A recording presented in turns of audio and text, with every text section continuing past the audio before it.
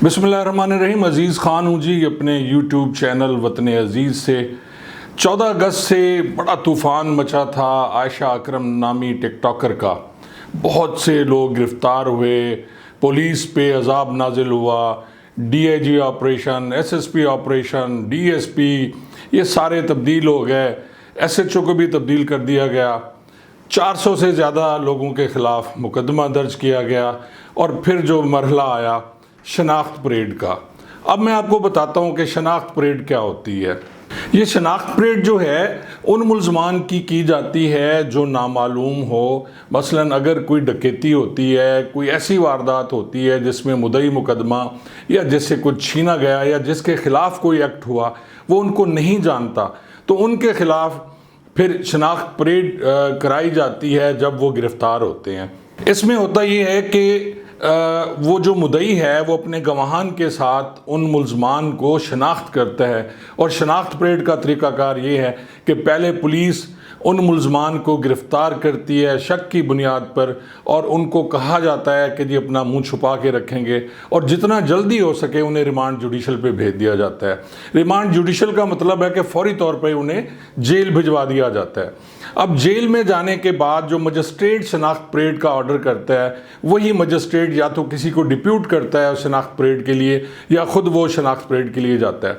अब होता कुछ यूँ है कि जेल में अगर उस वक्त 4 मुल्ज़मान थे जिनको शनाख्त करना है मुद्दई ने, तो उसके साथ 4 या 10 या 12 मुल्ज़मान और बिठा दिए जाते हैं जो उसी टाइप के होते हैं, उनके कद, उनका जिस्म और उनके खदो खाल जो होते हैं वो उनसे मिलते जुलते होते हैं। और इससे पहले मुद्दई को कभी नहीं दिखाया जाता उस मुल्ज़िम को, और ना ही उनकी तस्वीर दिखाई जाती है, जो कानून का तरीका है। उसके बाद वो मुद्दई जाता है और मजिस्ट्रेट की मौजूदगी में वो जाके वो 1, 2, 3, 4 नंबर पे जो मुल्ज़मान बैठे होते हैं उनमें जाके वो शनाख्त करता है कि ये मुल्ज़िम वारदात में था और ये मुल्ज़िम वारदात में नहीं था।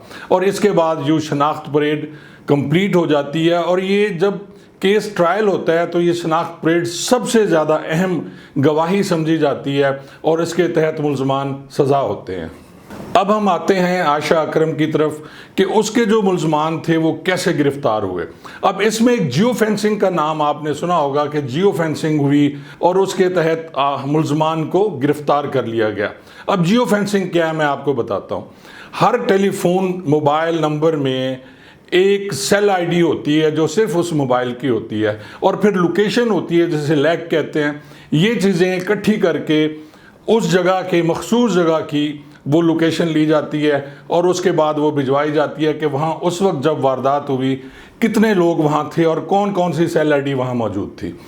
अब इसमें जो ज़्यादती हुई, क्योंकि वहाँ हज़ारों लोग इकट्ठे थे और सिर्फ मुकदमा 500 या 600 लोगों पे हुआ। अब वो जो हज़ारों लोग थे उनकी सेल ID ट्रेस हुई। जब ये सारी डिटेल आई तो उसमें वो नंबर भी ट्रेस हो गए जो जिनकी मौजूदगी सिर्फ वहाँ थी और उनको भी गिरफ़्तार कर लिया गया। अब बाज़ ऐसी सिमें भी थीं जो उनके नाम नहीं थीं बल्कि किसी और के नाम थी, तो उसमें 70-70 साल के बुज़ुर्गों को भी CIA ने पुलिस ने उठा के हवालात में डाल दिया और ये नहीं देखा कि ये 70 साल का बूढ़ा जो है ये आयशा अकरम को कभी नहीं छेड़ सकता। लेकिन फिर क्या हुआ, आयशा अकरम जब पहली शनाख्त परेड में गई तो उसने कोई 46 लोगों में से सिर्फ 4 लोगों को शनाख्त किया और बाकी जो 42 लोग थे वो किस अज़ियत से गुज़रे और उनके वर्सा किस अज़ियत से गुज़रे। और अब जो शनाख्त परेड हुई उसमें भी आयशा अकरम ने 10 लोगों को शनाख्त किया।